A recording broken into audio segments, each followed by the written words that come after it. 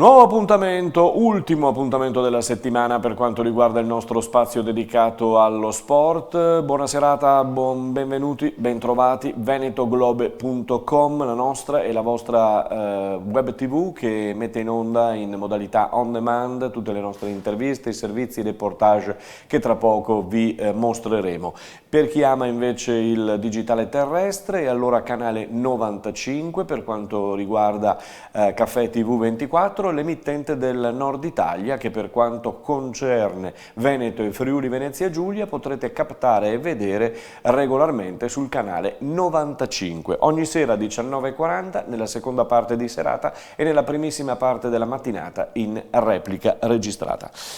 Oggi altro mondiale che prende il via ed è quello dell'atletica leggera che a Doha, con un caldo folle, verrà proposta una serie di finali, 10 per la precisione, con 49 titoli in palio. Il mondiale di rugby in Giappone invece registra buone nuove e buone prove per i leoni. Qui vedete Dean Budd, il capitano, che ora cercheranno di segnare la gara contro il Sudafrica il prossimo 4 ottobre. Un impegno veramente proprio probante e importante.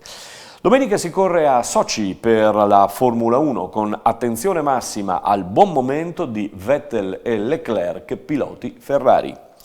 L'europeo di volley maschile, nonostante l'eliminazione dell'Italia, continua naturalmente. Prima semifinale ieri sera a Lubiana tra Slovenia e Polonia con vittoria della Slovenia, tra l'altro guidata da uno staff italiano. 3-1 la vittoria, un po' a sorpresa se volete, però grande prestazione degli sloveni. Stasera a Parigi alle 20:45 l'altra semifinale tra la Francia, che ci ha eliminato, e la Serbia, per decretare così l'altra finalista.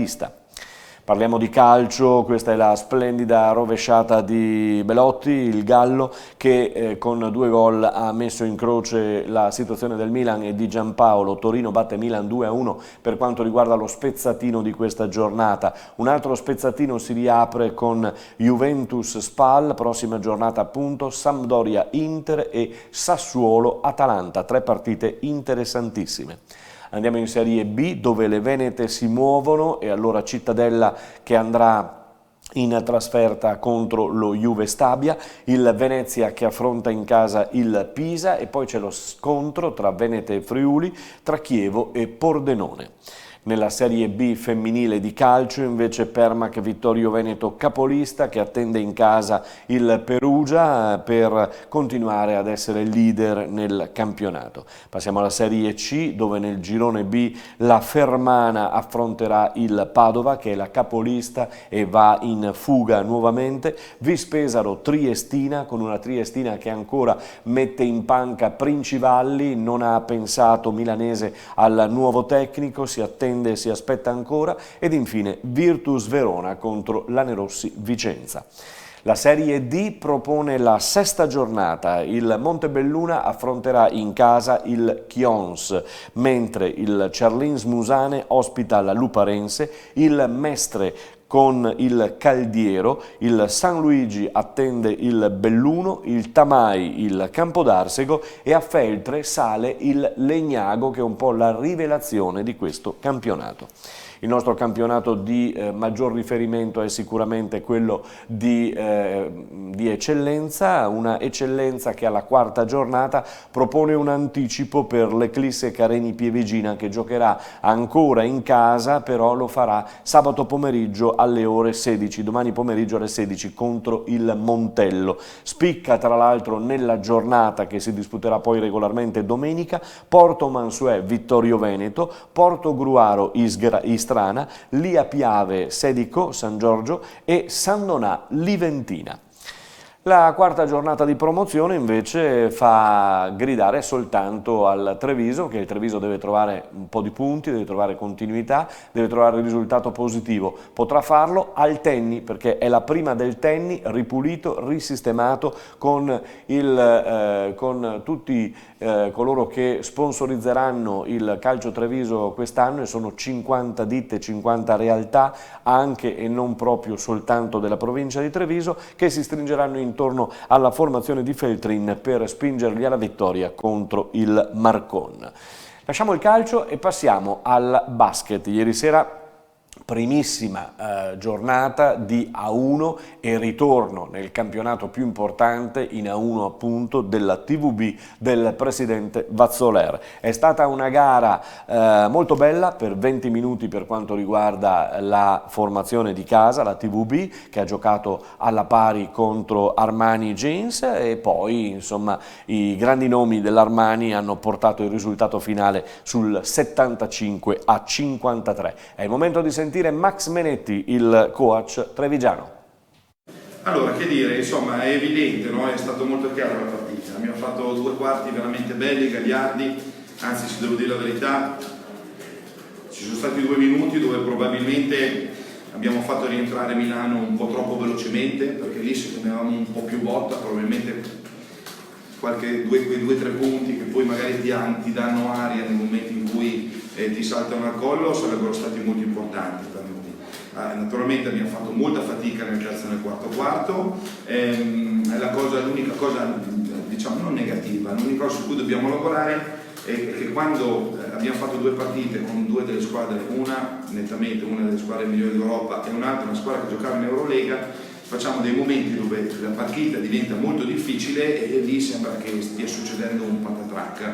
E l'ho detto ai ragazzi, ci sono dei momenti difficili nella partita, ma è nei momenti difficili che si costruiscono le grandi vittorie. Quindi noi dovremmo essere bravi in un gruppo nuovo ad affrontare questi momenti di difficoltà con una consapevolezza e soprattutto un animo diverso. Ecco, oggi siamo entrati con un pizzico di depressione perché purtroppo la partita sembrava che si fosse scivolando via, e poi sono partite al di là di stasera, quindi non dico che saremmo riusciti a recuperare e a vincere, però sono partite dove non si sa mai quello che può succedere. Era un momento, sembrava che non stessimo segnando guai, ed era vero, ed eravamo a meno 14, non eravamo a meno 45, però sembrava che fossimo a meno 30.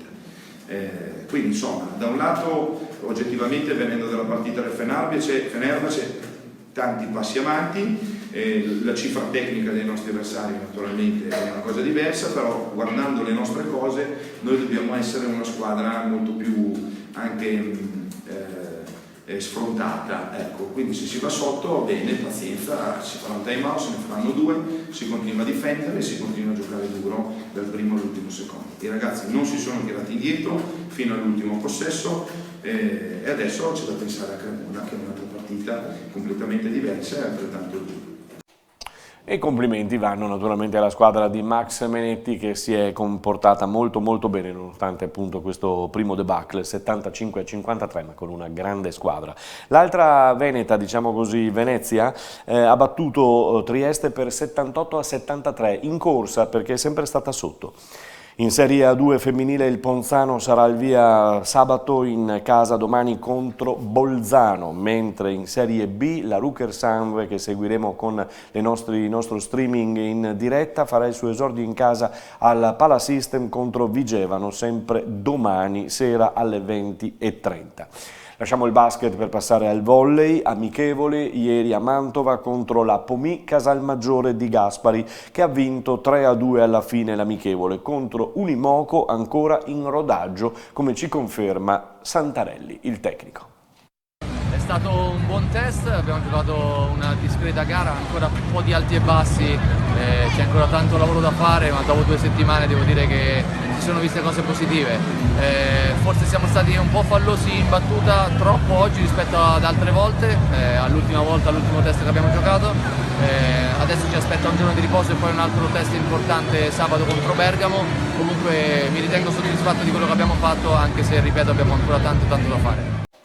Tanto da fare, dice Daniele Santarelli, e ci mancherebbe, squadra che si è riunita da poco, quindi buon lavoro all'Imoco Volley Conegliano, che inizierà il suo campionato il 13 ottobre al Palaverde contro il Saugella Monza di Danesi, Scorupa ed Ortolani. La pallavolo in questa settimana è stata scossa dalla vicenda Orro, la palleggiatrice di Busto Arsizio. Per chi fosse a digiuno di questa notizia, riassumiamola e vediamo che si è conclusa positivamente. Insomma, sentiamo l'intervista della Lega. Si è tenuta questa mattina presso casa Uiba, al Pala Yamamai di Busto Arsizio, la conferenza stampa nella quale Alessia Orro, palleggiatrice della Unit E-Work e della Nazionale, ha raccontato tutta la verità sull'orribile vicenda di stalking di cui è stata vittima nelle ultime settimane. Alessia, apparsa visibilmente più serena dopo l'arresto dell'uomo, ha risposto a tutte le domande dei giornalisti presenti. Mi sento sollevata, però so che non è ancora finita, ora ci sono da affrontare diversi passaggi, quindi vedremo, però per ora mi sento libera. E l'ho maturata perché volevo lanciare un messaggio a tutte le persone che stanno affrontando, affronteranno o hanno affrontato questa cosa che sto vivendo io, e per convincere di chiedere aiuto, di andare a denunciare e di fare il possibile per non rimanere mai sole.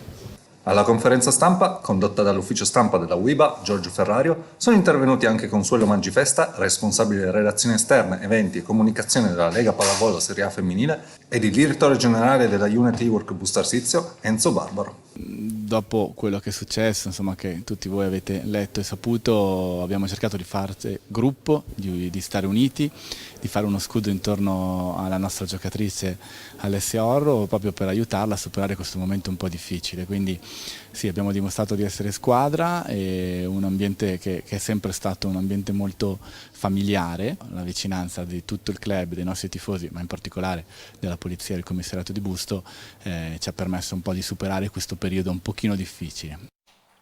Brava Alessia Orro, e sosteniamo naturalmente, lanciamo questo tipo di messaggi come ha fatto lei, perché sono importanti. Allora, un altro campionato che sta per prendere il via è il Pro 14, siamo nel rugby, mondo del rugby Benetton, mondo del rugby che porterà a Monigo domani sera alle 18:15 i campioni in carica del Pro 14, ovvero il Leinster. Non c'è paura da parte dei Leoni Biancoverdi nel affrontare questa formazione, anche perché c'è stata la firma ed il rinnovo di coach Crowley, quindi sentiamo Giovanni Pettinelli ai nostri microfoni.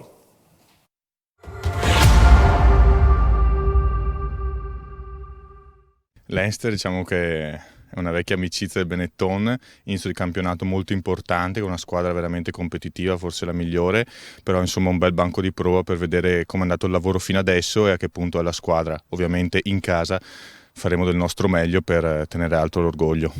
2 mesi e mezzo di lavoro che si dovrebbero e si dovranno vedere naturalmente, ma sarete ancora un 15 nuovo, con molti innesti, con giovani all'interno? Sì, sarà un 15 molto giovane, coadiuvato da giocatori di esperienza, però da vari permit player che comunque si sono molto integrati in questa prima parte di stagione, dove c'è stato degli allenamenti, comunque delle partite amichevoli. Adesso però è il momento dei fatti, della verità, vedere veramente a che punto è la squadra e essere competitivi per il campionato. L'hai detto tu stesso, e magari ve lo stanno facendo, non dico pesare, però ripetersi. L'abbiamo sempre detto, è molto difficile, però avete tutte le possibilità per farlo. Di sicuro abbiamo dimostrato, soprattutto l'anno scorso, di essere una squadra competitiva sia in casa che fuori. Quest'anno è l'anno della conferma e bisogna iniziare sin da subito a far vedere che comunque il Benetton risponde presente. Non dirmi che tanto le dovete affrontare tutto, però magari affrontare un'altra al posto del Leinster sarebbe stato diverso, oppure no? Di sicuro, però iniziare con una squadra subito così forte fa prendere fiducia alla squadra, e la fiducia è molta da parte nostra e bisogna concretizzarla in una prestazione maiuscola. Mi pare che il gruppo si sia cementato ulteriormente. Sì, ci sono state molte forme di aggregazione sia dentro che fuori dal campo, e anche questo fa parte della squadra ed è fondamentale per arrivare alla vittoria. Manca soltanto il tuo invito, ore 18:15 allo stadio Monigo, vai? Treviso deve rispondere presente perché abbiamo bisogno di voi. 18:15 se ce n'è bisogno, Monigo, per iniziare il campionato Pro 14 con i Leoni del Benetton. È tutto, vi auguro un buon weekend, ci ritroviamo alla ripresa della settimana, lunedì vi racconteremo quello che è successo.